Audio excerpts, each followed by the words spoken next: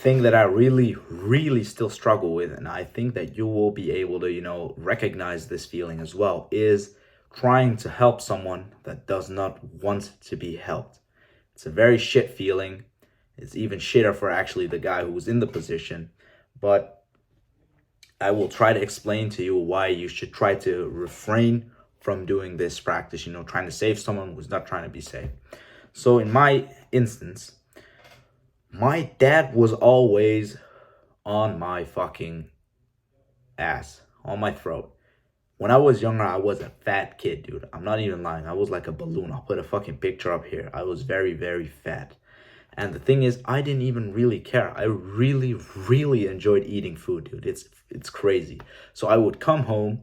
So in the Netherlands, when you go to like what's it like primary school, you'll go to school from like 8 in the morning till noon, and then you'll like stay at home for like 45 minutes, and then you'll go back to school again until 3 p.m. So in that time frame, I would eat the fucking pantry, dude. Like whatever I could fucking find, it was mine. So I was like the Cookie Monster from Sesame Street. So I would go and find some nice little, like in the Netherlands, they're very good with cookies. My dad used to work in a cookie factory before, and he would bring the cookies home. So I would go and then like I'll open the bag and I'll eat like four like very high calorie, like very processed cookies, dude. So like maybe 100 calories each, 150, and I would eat like four of them. Then I would eat like two big of these like Italian rolls, like these buns, and then I would put cream cheese in it and stuff, some very high fat things. Like I don't know how my heart didn't explode from eating all of that bullshit. But my dad was always on my throat, dude. This guy was always like, why the fuck are you eating like this? And you need to be like skinnier. Like look at your friends, they're all skinny and you're fat. And I didn't give a shit because I did not want to be saved. He was trying his best, like, and I really appreciate what he tried to do. He always tried to, push me over the edge to, take care of myself, to look a bit better. And like when I got a bit older, like 13, I used to dress like shit. I didn't, give a fuck about how I presented myself. I used to go with school. So I would wake up in the morning and I would, just wet my hands and like flick through my hair and shit. And then it looked good, but then it dries out and it looks like shit again. So it didn't really even help. And he was always bugging me with these things. Like, why the fuck are you doing this? And you need to be more of a man. You need to do this and that. And I didn't really care because I did not want to be saved.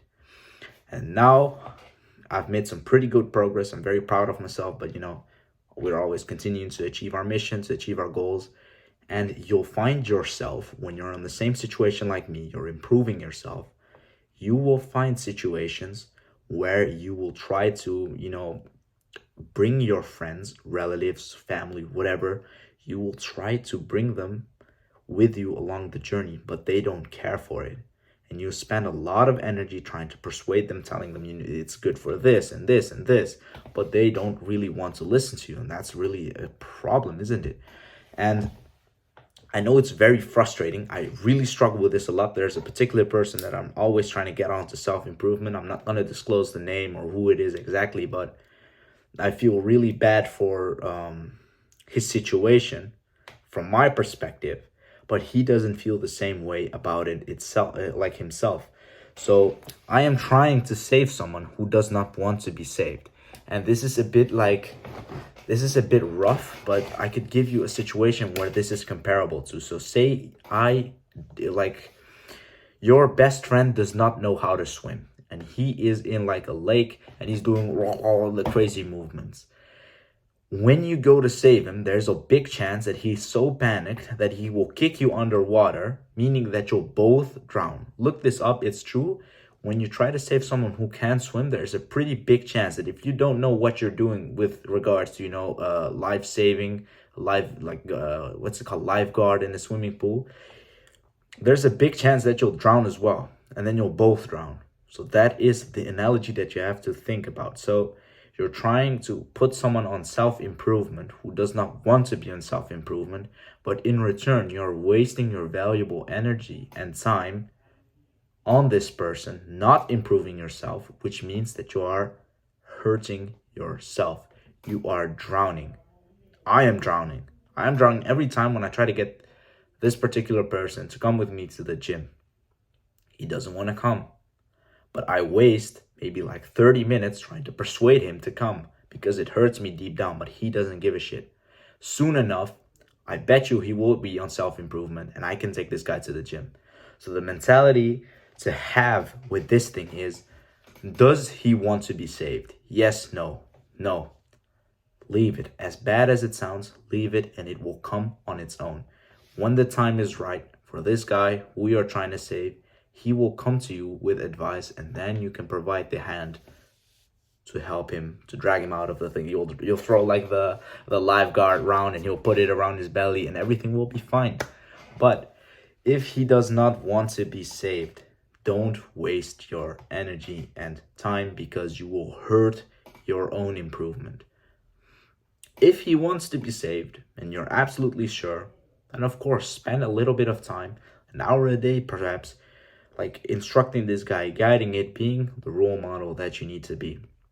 And there's one key component to understand with regards to being a leader, someone who helps someone else. You don't need to be at the end goal. That is bullshit. So I have made this YouTube video. I'm giving you instructional videos like from the things that I have learned or things that you could use. But that does not mean that I am much, much better than you. You could be better than me, but there's also the possibility that I'm just slightly ahead of you, maybe even one level. And that one level can make such a difference. In that one level, I can already prepare you for the next level so that you know what you have to do, what to watch out for. So when you want to save someone who wants to be saved, you want to be a role model guiding him through self-improvement, you don't necessarily have to be at your end goal, nor do you have to be incredibly, like, unsurprisingly, astonishingly, like, better than this person. You just need to be a little bit ahead of him. That little bit will make a slight difference.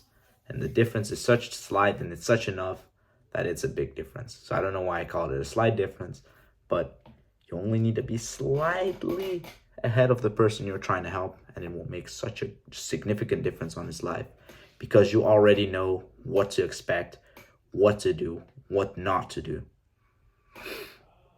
Some further reading that you can do on this is called Expert Secrets from Russell Brunson. You can read his chapter on being a leader. He talks about how you don't have to be like incredibly better than someone else. You just have to be slightly ahead of them. My name is Danny. I want to help improve your life one level at a time. If you enjoyed this video, then be sure to click on the subscribe button, turn on the bell for post notifications, leave a like and a comment explaining to me what you want to see in order to, make these videos better, what you want me to improve. See you next time, guys.